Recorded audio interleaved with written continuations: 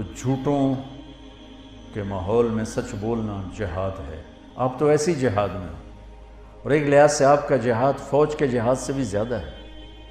فوج کا جہاد تو ہے جب ضرورت پڑے، اور آپ کو روزانہ جہاد کرنا پڑتا ہے، اور آپ کی 24 گھنٹے کی جاب ہے، آپ فون بند نہیں کر سکتے، آپ کی وردی اتری ہو تو بھی آپ وردی میں ہوتے ہیں، اور تنخواہیں آپ کی تھوڑی تھوڑی ہیں، اور مشقت آپ کی اتنی ہے، اور اوپر سے کوئی آپ کی تعریف کرنے والا نہیں، سب آپ کو گالیاں دینے والے ہیں، برا بھلا کہنے والے ہیں۔ حالانکہ آپ کا شعبہ ہی بندگی اور عبادت ہے، اور آپ کے اندر بڑے بڑے اولیاء ہیں جو گھٹ گھٹ کے پس پس کے چٹنی روٹی کھا کے موت کا گلے لگاتے ہیں اور حرام نہیں کرتے۔ یہ جنید بغدادی کے جیسے لوگوں کے ساتھ اٹھائے جائیں، یہ شیخ عبد القادر جیلانی جیسے لوگوں کے ساتھ اٹھائے جائیں گے جو اس محکمے میں، ایک تو ساری زندگی آپ کی جہاد ہے، ایک جہاد سرحدوں کا ہے، ایک جہاد اندر کا ہے۔ پھر انتہائی مقدس ہستی حضرت عمر فاروق نے پولیس کے محکمے کی بنیاد رکھی تھی۔ نبوی دور میں، صدیقی دور میں پولیس نہیں تھی۔ حضرت عمر نے اپنے جب خلافت 22 لاکھ مربع میل میں پھیل گئی اور مختلف علاقے قومیں داخل ہوئے اور پھر وہ انتشار ہونے لگے، تو پھر آپ نے محکمہ پولیس کی بنیاد رکھی۔ بہت بابرکت ہستی نے آپ کے محکمے کی بنیاد رکھی ہے۔ میں آپ کو تمام محکموں میں سب سے زیادہ ستایا ہوا سمجھتا ہوں، جو آپ پر اتنے پریشر ہوتے ہیں، کبھی سیاستدانوں کا، کبھی افسروں کا، کبھی مقامی لوگوں کا، اور اس میں پھر آپ کو ذلیل کرنا الگ اور ٹرانسفر کروا دینا الگ، اور جھوٹے خبریں لگوانا الگ۔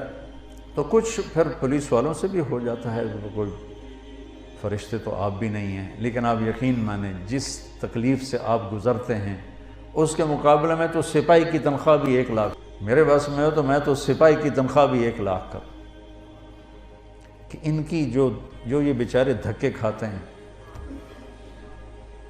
پرانی بھیڑی ویگنا تے ٹرے جاندے ہوندے، کھڑ کھڑ کھڑ کھڑ کھڑ، ہارن نہیں وجدا باقی ہر شے وجدی ہوتی، بریک نہیں لگدی باقی ہر شے لگدی، اس سے نہ کی چور نپنے تے بدماش نہ پڑے۔ تو میں آپ کو سلام کرتا ہوں میرے بھائیو۔ اب یہ 4 باتیں اللہ سے مانگ لو۔ ایک سچ بولنا ہے، جھوٹ نہیں بولنا ہے۔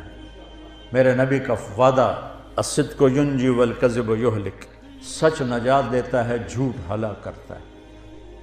کبھی دھوکہ نہیں دینا ہے، دیانتداری سے قلم چلانا ہے، دیانتداری سے معاملہ کرنا ہے۔ میرے نبی نے فرمایا، اب دیکھو میرے نبی کی 2 صفتیں ہائی لائٹ ہوئیں، صادق امین، سچا اور دیانتدار۔ اگر آپ مجھ سے سوال کرو نا کہ مولانا صاحب اسلام کو 2 لفظوں میں بتاؤ، تو میرے پاس 2 لفظ ہیں، سچائی اور امانت داری۔ اور اب مجھ سے پوچھو کفر کو 2 لفظوں میں بتاؤ، تو میرے پاس 2 لفظ ہیں، جھوٹ اور دھوکے باز۔ اور تیسرا بھائی اپنے اخلاق اچھے کرو، آنے والوں کے ساتھ، آنے والے مظلوم بھی ہوتے ہیں تو ظالم ہوتے ہیں، مظلوم آتا ہے لیکن وہ ظالم بن کے جاتا ہے۔ ایک آدمی کی واردات ہوتی ہے، 5 بے گناہوں کو لکھاتا ہے۔